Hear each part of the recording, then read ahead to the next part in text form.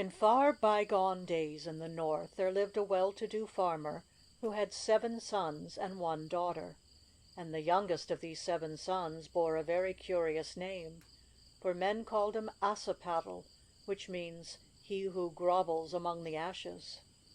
Perhaps Assipattle deserved his name, for he was rather a lazy boy who never did any work on the farm as his brothers did, but ran about the doors with ragged clothes and unkempt hair, and whose mind was ever filled with wondrous stories of trolls and giants, elves and goblins.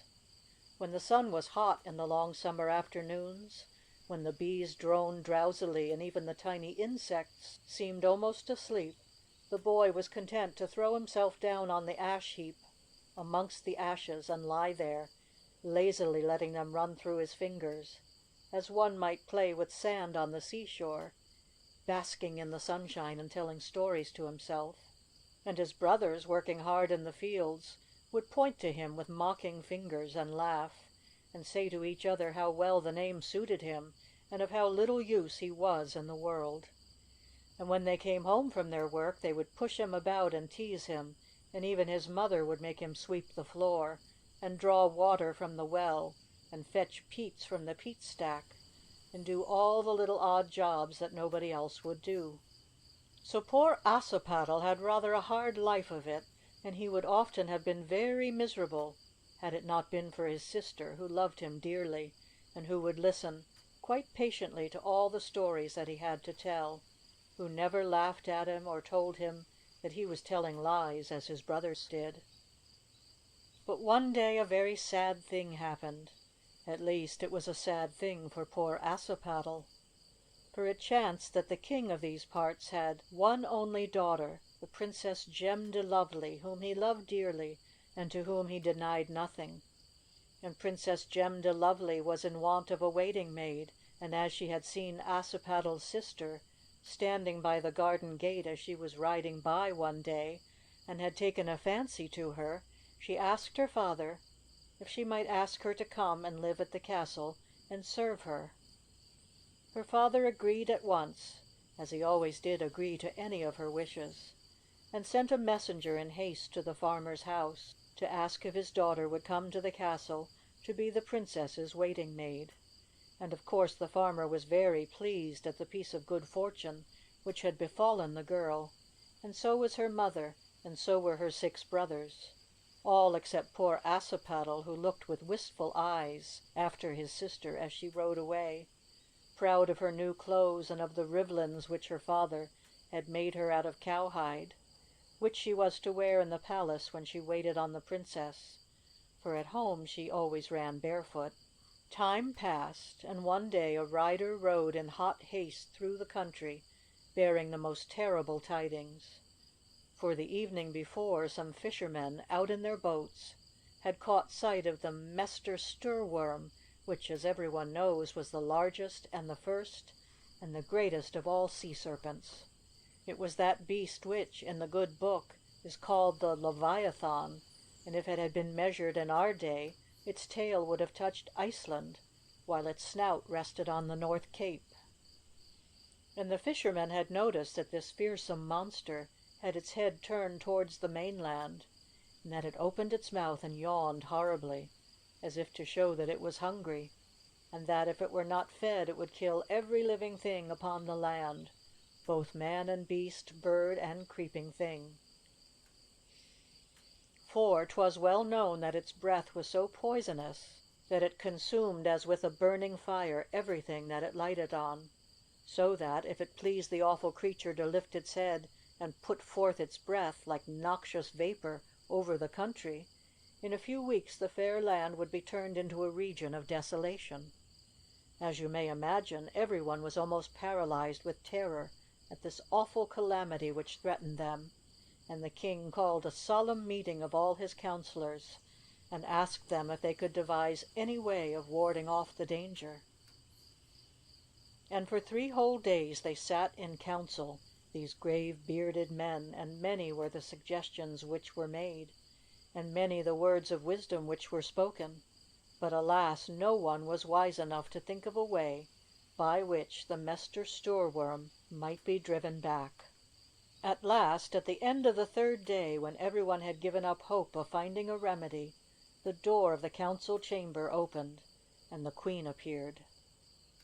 Now the queen was the king's second wife, and she was not a favorite in the kingdom, for she was a proud, insolent woman, who did not behave kindly to her stepdaughter, the Princess Gem de Lovely, and who spent much more of her time in the company of a great sorcerer, whom everyone feared and dreaded, than she did in that of the king, her husband. So the sober councilors looked at her disapprovingly as she came boldly into the council chamber and stood up beside the king's chair of state, and speaking in a loud, clear voice, addressed them thus: "Ye think that ye are brave men and strong, O ye elders, and fit to be the protectors of the people, and so it may be, when it is mortals that ye are called on to face. But ye be no match for the foe that now threatens our land. Before him your weapons be but as straw. 'Tis not through strength of arm, but through sorcery, that he will be overcome. So listen to my words, even though they be but those of a woman, and take counsel with a great sorcerer, from whom nothing is hid, but who knoweth all the mysteries of the earth, and of the air, and of the sea." Now the king and his councilors liked not this advice, for they hated the sorcerer, who had, as they thought, too much influence with the queen; but they were at their wits' end, and knew not to whom to turn for help, so they were fain to do as she said, and summon the wizard before them. And when he obeyed the summons and appeared in their midst, they liked him none the better for his looks, for he was long and thin and awesome, with a beard that came down to his knee, and hair that wrapped him about like a mantle, and his face was the color of mortar, as if he had always lived in darkness and had been afraid to look on the sun. But there was no help to be found in any other man, so they laid the case before him, and asked him what they should do. And he answered coldly that he would think over the matter, and come again to the assembly the following day, and give them his advice. And his advice, when they heard it, was like to turn their hair white with horror, for he said that the only way to satisfy the monster, and to make it spare the land, was to feed it every Saturday with 7 young maidens, who must be the fairest who could be found. And if, after this remedy had been tried once or twice, it did not succeed in mollifying the Stoorworm and inducing them to depart, there was but one other measure that he could suggest, but that was so horrible and dreadful that he would not rend their hearts by mentioning it in the meantime. And as, although they hated him, they feared him also, the council had e'en to abide by his words, and pronounced the awful doom. And so it came about that every Saturday 7 bonny, innocent maidens were bound hand and foot, and laid on a rock which ran into the sea, and the monster stretched out his long, jagged tongue, and swept them into his mouth, while all the rest of the folk looked on from the top of a high hill, or at least the men looked, with cold set faces, while the women hid theirs in their aprons, and wept aloud. "Is there no other way?" they cried. "No other way than this to save the land?" But the men only groaned and shook their heads. "No other way," they answered. "No other way." Then suddenly a boy's indignant voice rang out among the crowd. "Is there no grown man who would fight that monster, and kill him, and save the lassies alive? I would do it. I am not feared for the Mester Stoorworm." It was the boy Assipattle who spoke, and everyone looked at him in amazement as he stood staring at the great sea serpent, his fingers twitching with rage, and his great blue eyes glowing with pity and indignation. "The poor bairn's mad. The sight hath turned his head," they whispered to one another, and they would have crowded round him to pet and comfort him, but his elder brother came and gave him a heavy clout on the side of his head. "Thou fight the Stoorworm?" he cried contemptuously. "A likely story! Go home to the ash pit and stop speaking havers." And taking his arm, he drew him to the place where his other brothers were waiting, and they all went home together. But all the time Assipattle kept on saying that he meant to kill the Stoorworm, and at last his brothers became so angry at what they thought was mere bragging that they picked up stones and pelted him so hard with them that at last he took to his heels and ran away from them. That evening the 6 brothers were threshing corn in the barn, and Assipattle, as usual, was lying among the ashes thinking his own thoughts, when his mother came out and bade him run and tell the others to come in for their supper. The boy did as he was bid, for he was a willing enough little fellow, but when he entered the barn, his brothers, in revenge for his having run away from them in the afternoon, set on him and pulled him down, and piled so much straw on top of him that, had his father not come from the house to see what they were all waiting for, he would, of a surety, have been smothered. But when at supper time his mother was quarrelling with the other lads for what they had done, and saying to them that it was only cowards who set on bairns littler and younger than themselves, Assipattle looked up from the bicker of porridge which he was supping. "Vex not thyself, mother," he said, "for I could have fought them all off if I liked, aye, and beaten them too." "Why didst thou not say it then?" cried everybody at once. "Because I knew that I would need all my strength when I go to fight the giant Stoorworm," replied Assipattle gravely, and, as you may fancy, the others laughed louder than before. Time passed, and every Saturday 7 lassies were thrown to the Stoorworm, until at last it was felt that this state of things could not be allowed to go on any longer, for if it did, there would soon be no maidens at all left in the country. So the elders met once more, and after long consultation it was agreed that the sorcerer should be summoned, and asked what his other remedy was. "For, by our troth," said they, "it cannot be worse than that which we are practising now." But had they known it, the new remedy was even more dreadful than the old, for the cruel queen hated her stepdaughter, Gem de Lovely, and the wicked sorcerer knew that she did, and that she would not be sorry to get rid of her. And, things being as they were, he thought that he saw a way to please the queen. So he stood up in the council, and, pretending to be very sorry, said that the only other thing that could be done was to give the Princess Gem de Lovely to the Stoorworm. Then would it, of a surety, depart. When they heard this sentence, a terrible stillness fell upon the council, and everyone covered his face with his hands, for no man dare look at the king. But although his dear daughter was as the apple of his eye, he was a just and righteous monarch, and he felt that it was not right that other fathers should have been forced to part with their daughters in order to try and save the country, if his child was to be spared. So, after he had had speech with the princess, he stood up before the elders and declared, with trembling voice, that both he and she were ready to make the sacrifice. "She is my only child," he said, "and the last of her race, yet it seemeth good to both of us that she should lay down her life, if by doing so she may save the land that she loves so well." Salt tears ran down the faces of the great bearded men as they heard their king's words, for they all knew how dear the Princess Gem de Lovely was to him, but it was felt that what he said was wise and true, and that the thing was just and right, for 'twere better surely that one maiden should die, even although she were of royal blood, than that bands of other maidens should go to their death week by week, and all to no purpose. So, amid heavy sobs, the aged lawman, he who was the chief man of the council, rose up to pronounce the princess's doom. But ere he did so, the king's Kemper, or fighting man, stepped forward. "Nature teaches us that it is fitting that each beast hath a tail," he said, "and this doom which our lawman is about to pronounce is in very sooth a venomous beast. And if I had my way, the tale which it would bear after it is this, that if the Mester Stoorworm doth not depart, and that right speedily after he have devoured the princess, the next thing that is offered to him be no tender young maiden, but that tough, lean old sorcerer." And at his words there was such a great shout of approval that the wicked sorcerer seemed to shrink within himself, and his pale face grew paler than it was before.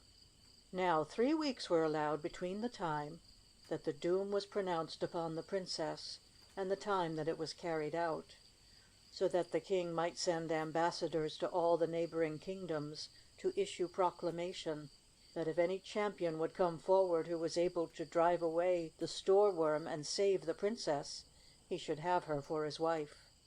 And with her he should have the kingdom, as well as a very famous sword that was now in the king's possession, but which had belonged to the great god Odin, with which he had fought and vanquished all his foes. The sword bore the name of Sickersnapper, and no man had any power against it. The news of all these things spread over the length and breadth of the land, and everyone mourned for the fate that was like to befall the Princess Gemdelovely. And the farmer and his wife and their 6 sons mourned also, all but Assipattle, who sat amongst the ashes and said nothing. So 36 champions arrived at the king's palace, each hoping to gain the prize. But the king sent them all out to look at the giant Stoorworm lying in the sea, with its enormous mouth open, and when they saw it, 12 of them were seized with sudden illness, and 12 of them were so afraid that they took to their heels and ran, and never stopped till they reached their own countries, and so only 12 returned to the king's palace. And as for them, they were so downcast at the thought of the task that they had undertaken that they had no spirit left in them at all, and none of them dared try to kill the Stoorworm. So the 3 weeks passed slowly by, until the night before the day on which the princess was to be sacrificed. On that night the king, feeling that he must do something to entertain his guests, made a great supper for them.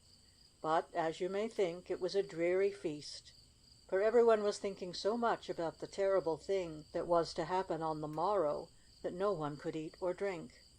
And when it was all over and everybody had retired to rest, save the king and his old Kemperman, the king returned to the great hall and went slowly up to his chair of state, high up on the dais. It was not like the chairs of state that we know nowadays. It was nothing but a massive kist in which he kept all the things which he treasured most. The old monarch undid the iron bolts with trembling fingers and lifted the lid, and took out the wondrous sword Sickersnapper, which had belonged to the great god Odin. His trusty Kemperman, who had stood by him in 100 fights, watched him with pitying eyes. "Why lift ye out the sword," he said softly, "when thy fighting days are done? Right nobly hast thou fought thy battles in the past, O my lord, when thine arm was strong and sure, but when folks' years number 16, as thine do, 'tis time to leave such work to other and younger men." The old king turned on him angrily, with something of the old fire in his eyes. "Whisht!" he cried, "else will I turn this sword on thee. Dost thou think that I can see my only bairn devoured by a monster, and not lift a finger to try and save her when no other man will? I tell thee, and I will swear it with my 2 thumbs crossed on Sickersnapper, that both the sword and I will be destroyed before so much as one of her hairs be touched. So go, and thou love me, my old comrade, and order my boat to be ready with the sails set and the prow pointed out to sea. I will go myself and fight the Stoorworm, and if I do not return, I will lay it on thee to guard my cherished daughter. Peradventure, my life may redeem hers." Now that night everybody at the farm went to bed betimes, for next morning the whole family was to set out early to go to the top of the hill near the sea to see the princess eaten by the Stoorworm, all except Assipattle, who was to be left at home to herd the geese.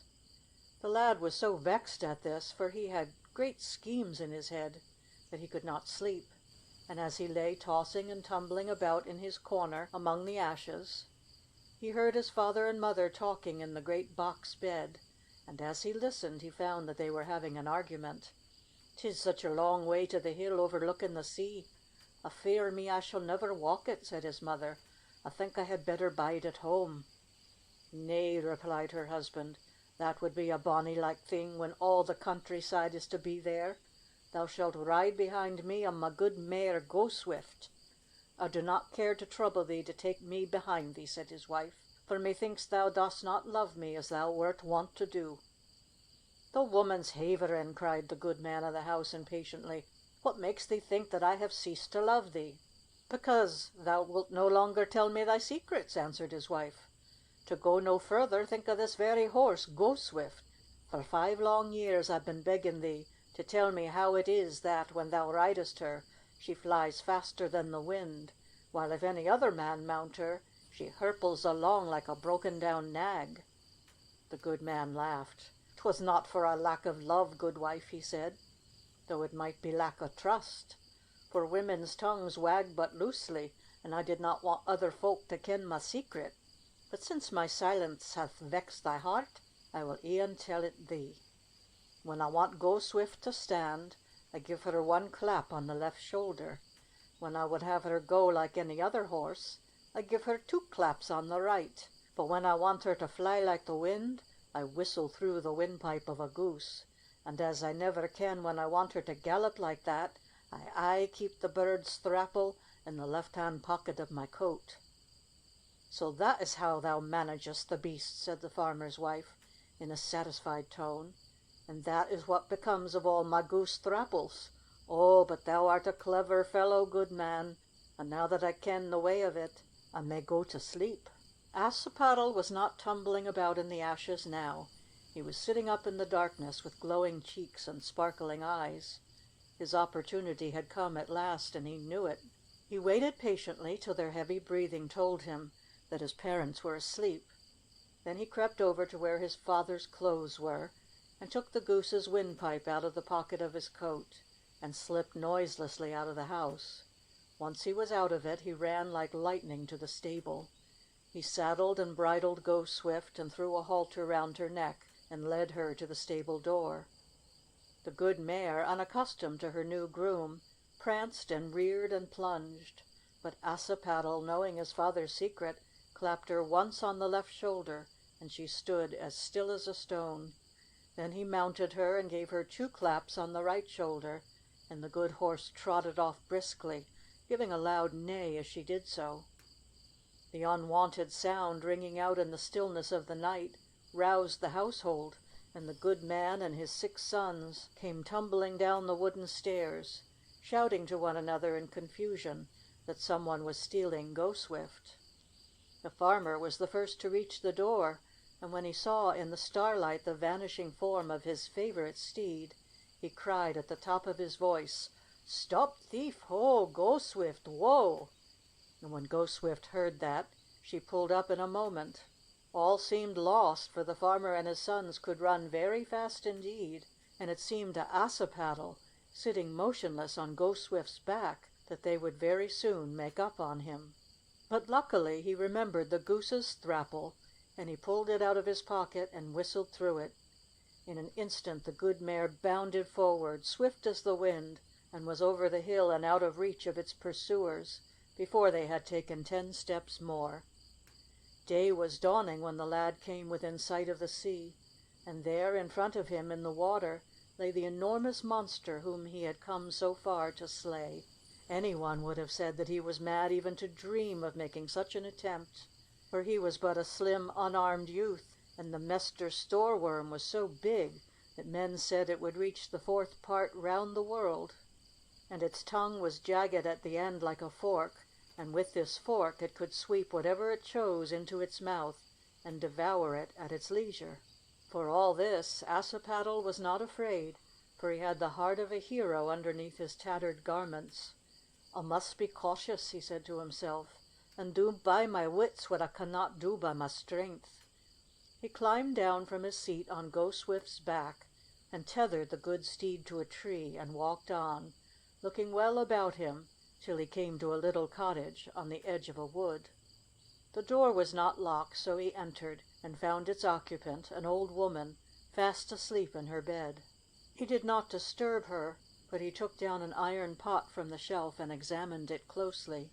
"This will serve my purpose," he said, "and surely the old dame would not grudge if she knew 'twas to save the princess's life." Then he lifted a live peat from the smoldering fire and went his way. Down at the water's edge he found the king's boat lying, guarded by a single boatman, with its sails set and its prow turned in the direction of the Mester Stoorworm. "It's a cold morning," said Assipattle. "Art thou not well nigh frozen sitting there? If thou wilt come on shore and run about and warm thyself, I will get into the boat and guard it till thou returnest." "A likely story," replied the man. "And what would the king say if he were to come, as I expect every moment he will do, and find me playing myself on the sand, and his good boat left to a smatch it like thee? 'Twould be as much as my head is worth." "As thou wilt," answered Assipattle carelessly, beginning to search among the rocks. "In the meantime, I must be looking for a wheen mussels to roast for my breakfast." And after he had gathered the mussels, he began to make a hole in the sand to put the live peat in. The boatman watched him curiously, for he too was beginning to feel hungry. Presently the lad gave a wild shriek and jumped high in the air. "Gold! Gold!" he cried. "By the name of Thor, who would have looked to find gold here?" This was too much for the boatman. Forgetting all about his head and the king, he jumped out of the boat, and pushing Assipattle aside, began to scrape among the sand with all his might. While he was doing so, Assipattle seized his pot, jumped into the boat, pushed her off, and was half a mile out to sea before the outwitted man, who, needless to say, could find no gold, noticed what he was about. And of course he was very angry, and the old king was more angry still when he came down to the shore, attended by his nobles and carrying the great sword Sickersnapper, in the vain hope that he, poor feeble old man that he was, might be able in some way to defeat the monster and save his daughter. But to make such an attempt was beyond his power now that his boat was gone, so he could only stand on the shore, along with the fast assembling crowd of his subjects, and watch what would befall. And this is what befell. Assipattle, sailing slowly over the sea, and watching the Mester Stoorworm intently, noticed that the terrible monster yawned occasionally, as if longing for his weekly feast. And as it yawned, a great flood of sea water went down its throat, and came out again at its huge gills. So the brave lad took down his sail and pointed the prow of his boat straight at the monster's mouth, and the next time it yawned he and his boat were sucked right in, and like Jonah went straight down its throat into the dark regions inside its body. On and on the boat floated, but as it went the water grew less, pouring out of the Stoorworm's gills, till at last it stuck, as it were, on dry land, and Assipattle jumped out, his pot in his hand, and began to explore. Presently he came to the huge creature's liver, and having heard that the liver of a fish is full of oil, he made a hole in it and put in the live peat. Woe's me, but there was a conflagration, and Assipattle just got back to his boat in time, for the Mester Stoorworm in its convulsions threw the boat right out of its mouth again, and it was flung up high and dry on the bare land. The commotion in the sea was so terrible that the king and his daughter, who by this time had come down to the shore dressed like a bride in white, ready to be thrown to the monster, and all his courtiers and all the country folk, were fain to take refuge on the hilltop out of harm's way, and stand and see what happened next. And this is what happened next. The poor distressed creature, for it was now to be pitied, even though it was a great, cruel, awful Mester Stoorworm, tossed itself to and fro, twisting and writhing. And as it tossed its awful head out of the water, its tongue fell out and struck the earth with such force that it made a great dent in it, into which the sea rushed, and that dent formed the crooked straits which now divide Denmark from Norway and Sweden. Then some of its teeth fell out and rested in the sea, and became the islands that we now call the Orkney Isles, and a little afterwards some more teeth dropped out, and they became what we now call the Shetland Isles. After that the creature twisted itself into a great lump and died, and this lump became the island of Iceland, and the fire which Assipattle had kindled with his live peat still burns on underneath it, and that is why there are mountains which throw out fire in that chilly land. When at last it was plainly seen that the Mester Stoorworm was dead, The king could scarce contain himself with joy. He put his arms round Assapattle's neck and kissed him and called him his son, and he took off his own royal mantle and put it on the lad, and girded his good sword Sickersnapper round his waist, and he called his daughter, the Princess Gem de Lovely, to him, and put her hand in his, and declared that when the right time came she should be his wife, and that he should be ruler over all the kingdom. Then the whole company mounted their horses again, and Assipattle rode on Go Swift by the princess's side, and so they returned with great joy to the king's palace. But as they were nearing the gate, Assapattle's sister, she who was the princess's maid, ran out to meet him, and signed to the princess to lout down, and whispered something in her ear. The princess's face grew dark, and she turned her horse's head, and rode back to where her father was with his nobles. She told him the words that the maiden had spoken, and when he heard them his face too grew as black as thunder, for the matter was this: the cruel queen, full of joy at the thought that she was to be rid once for all of her stepdaughter, had been making love to the wicked sorcerer all the morning in the old king's absence. "He shall be killed at once," cried the monarch. "Such behavior cannot be overlooked." "Thou wilt have much ado to find him, your Majesty," said the girl, "for 'tis more than an hour since he and the queen fled together on the fleetest horses that they could find in the stables." "But I can find him," cried Assipattle, and he went off like the wind on his good horse, Go Swift. It was not long before he came within sight of the fugitives, and he drew his sword and shouted to them to stop. They heard the shout and turned round, and they both laughed aloud in derision when they saw that it was only the boy who grovelled in the ashes who pursued them. "The insolent brat! I will cut off his head for him. I will teach him a lesson!" cried the sorcerer, and he rode boldly back to meet Assipattle. For although he was no fighter, he knew that no ordinary weapon could harm his enchanted body, therefore he was not afraid.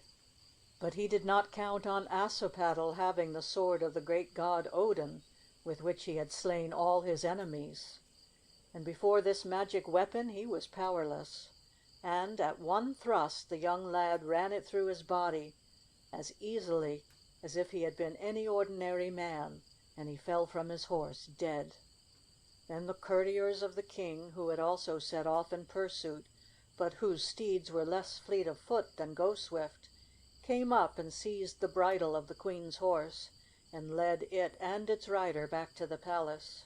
She was brought before the council and judged, and condemned to be shut up in a high tower for the remainder of her life, which thing surely came to pass. As for Assipattle, when the proper time came, he was married to the Princess Gem de Lovely, with great feasting and rejoicing, and when the old king died, they ruled the kingdom for many a long year.